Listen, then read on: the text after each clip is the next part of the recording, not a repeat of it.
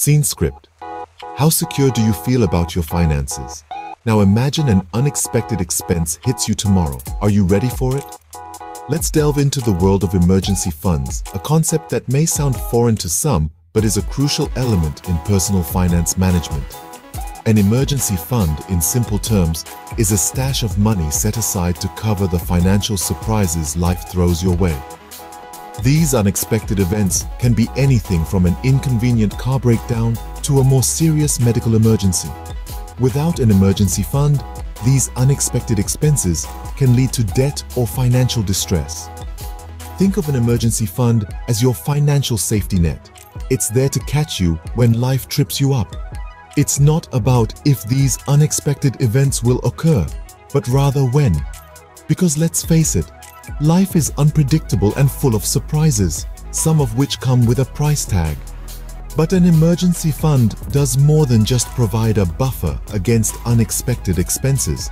It also gives you the freedom to make choices. With a safety net, you're not forced to make decisions based on financial desperation. Instead, you can make decisions that are in your best interest, without the stress of immediate financial constraints. Imagine losing your job without warning, a situation no one wants to be in, but it happens. In such a scenario, an emergency fund can serve as a financial bridge, covering your essential expenses until you find new employment. It provides a sense of security and eases the stress associated with job loss. Or consider sudden home repairs. Anyone who owns a home knows that repairs are inevitable, and they're rarely cheap. An emergency fund can cover these costs, preventing you from resorting to high-interest credit card debt. An emergency fund isn't just about money, it's about financial stability. It's about the confidence to face unexpected challenges. It's about the ability to navigate through life's storms without sinking. So remember, an emergency fund isn't just a bank account, it's peace of mind. It's knowing you can handle life's curveballs. An emergency fund isn't a one-size-fits-all solution. Your personal circumstances dictate how much you need. Just as you wouldn't wear a shoe that doesn't fit, you shouldn't aim for an emergency fund that doesn't align with your unique situation. So, how do you determine your emergency fund goal? Well, there are several factors to consider. Let's start with your current income. The amount of money you make will significantly influence how much you can realistically save. If you're just starting in your career or are in a lower-paying job, your emergency fund might be smaller initially. That's okay. Remember, the goal is progress, not perfection. Next, consider the number of dependents you have. If you're responsible for others besides yourself, you might need a larger safety net. Think of it as packing an extra parachute or two. You wouldn't want to leave anyone without a soft landing in case of an emergency, right? Health conditions are another crucial factor. If you or a dependent have a health condition that may require frequent or expensive treatments, it's wise to factor this into your emergency fund calculations. It's like carrying an umbrella on a cloudy day. You might not need it, but it's better to have it just in case. Job stability also plays a role. If your job situation is uncertain or you're self-employed, you might want to aim for a larger emergency fund. It's like having a spare tire in your car. You hope you won't need it, but it can be a lifesaver if you do. A good starting point for many is to aim for 3 to 6 months worth of living expenses. This includes rent or mortgage, utilities, groceries, transportation, and other essential costs. It's like stocking your pantry. You want to have enough to sustain you for a while in case you can't replenish right away. Remember, your emergency fund is unique to you. It reflects your lifestyle, commitments, and potential risks. So assess your situation carefully and set a goal that's right for you. And don't forget, building an emergency fund is a journey, not a sprint. You're in this for the long haul. Happy saving. With your goal in mind, it's time to plan. How can you grow your emergency fund without feeling the pinch? Well, it starts with setting aside a certain percentage of your income. This is the cornerstone of your saving plan. It's not about the amount, but the habit. Whether it's 10%, 20%, or even just 5%, the key is to start and to stay consistent. It might seem like a small step, but over time, it will accumulate into a substantial safety net. Next, consider cutting unnecessary expenses. We all have those little luxuries that we indulge in. Maybe it's that daily gourmet coffee, the premium cable package, or that gym membership you rarely use. By identifying these non-essential expenses and eliminating or reducing them, you can free up extra cash to funnel into your emergency fund. Remember, every little bit helps. Another great strategy is to set up automatic transfers to a separate savings account. This can be done monthly, bi-weekly, or even weekly. By automating the process, you remove the temptation to spend that money elsewhere. It also ensures that your emergency fund continues to grow steadily, even when life gets busy and saving money slips your mind. Now, let's talk about consistency. It's easy to start a saving plan with enthusiasm, only to lose momentum after a few weeks or months.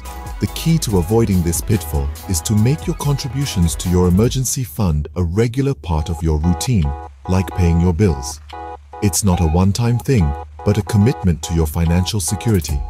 Building an emergency fund doesn't have to be a struggle. With a clear, consistent plan, you can make progress without sacrificing your lifestyle. You'll be surprised at how quickly your fund will grow when you apply these simple strategies, turning what once seemed like a daunting task into an achievable goal. So, let's get started. Your peace of mind is worth it. You're saving consistently, but where should you stash your cash? Your mattress isn't the best place. Trust me. So, let's talk about where to keep your emergency fund. The key is to strike a balance between accessibility and growth. You need to be able to get to your money when an emergency hits, but it's also important that your money isn't just sitting idle. It should be working for you, growing, even when you're not actively adding to it. Now, one option to consider is a high-yield savings account. Banks and credit unions offer these accounts, which pay a higher interest rate than regular savings accounts. This means your money will grow faster. Plus, they're insured by the Federal Deposit Insurance Corporation or the National Credit Union Administration up to certain limits, so your money is safe. Then there's the money market account. It's similar to a high-yield savings account, but it often requires a higher minimum balance. The upside? You might earn a slightly higher interest rate. Also, some money market accounts come with a debit card or checks, which can make accessing your funds a bit easier in a pinch. Short-term certificates of deposit, or CDs, are another option. With a CD, you agree to leave your money in the bank for a set period, anywhere from a few months to a few years. In exchange, the bank pays you a fixed interest rate that's usually higher than what you'd get from a savings account. The catch? If you need to withdraw the money before the term ends, you'll likely face a penalty. So, there you have it. High-yield savings accounts, money market accounts, short-term CDs. These are some of the best places to keep your emergency fund. Each has its pros and cons, and the right choice depends on your personal circumstances and comfort level. Think about how quickly you might need the money, the minimum balance you can maintain, and the interest rate you can earn. Finding the right home for your emergency fund means easy access in emergencies and growth when you don't need it. You've built your fund, but the work doesn't stop there. An emergency fund requires maintenance. Let's think of your emergency fund as a garden. You've planted the seeds, nurtured them, and watched them grow into a beautiful, leafy sanctuary. But what happens if you stop watering the plants? Or if a storm sweeps through one day? The garden won't stay beautiful on its own. It needs regular care and attention. Similarly, your emergency fund needs to be reviewed and adjusted as necessary. Life is full of surprises, and changes in your income, expenses, or personal circumstances can all impact your fund. Perhaps you've taken a pay cut, or maybe you've moved to a city with a higher cost of living. In such cases, you might need to adjust your fund to ensure it still covers 3 to 6 months of your living expenses. But what happens when an emergency strikes and you need to use some of the money in your fund? Well, just like a garden that's been battered by a storm, your fund will need some tender, loving care to bring it back to its former glory. This is where replenishing your fund comes into play. Replenishing your fund after an emergency is crucial. It might take some time, and that's okay. Remember, building an emergency fund is not a sprint, it's a marathon. Start by reassessing your budget and identifying areas where you can cut back. Then divert that money back into your fund. If you're unable to cut back on your spending, consider taking on a side job or selling items you no longer need. Remember, the goal is not to have a massive fund overnight, but to consistently contribute to it, ensuring it's always ready to support you when you need it. Your emergency fund is not just a static amount of money sitting in a bank account. It's a living, breathing part of your financial plan.